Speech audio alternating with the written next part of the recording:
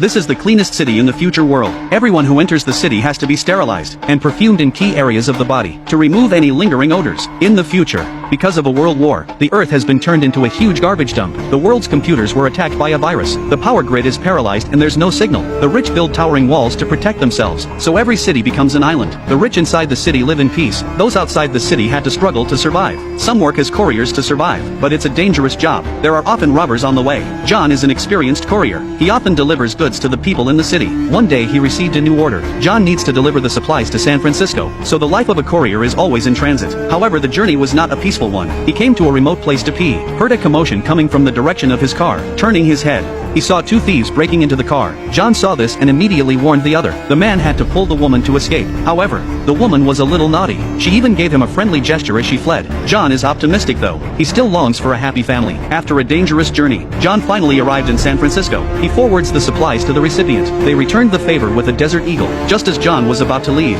the guards, however, said the COO wanted to see him and told him to drive his car into the city. Just getting into town tested his driving skills. Oh shit. Oh, wait. Oh shit. Oh boy. Lost.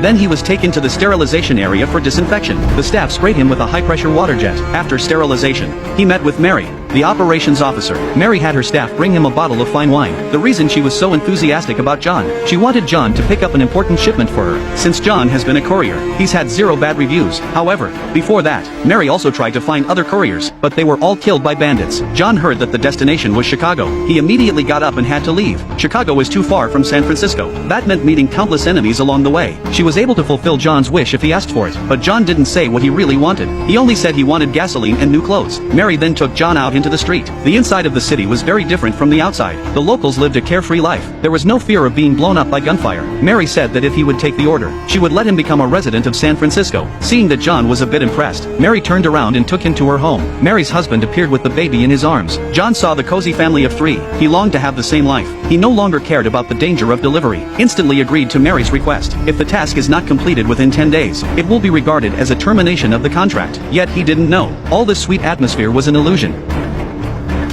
Get it back to its mother. And the payments in your apartment.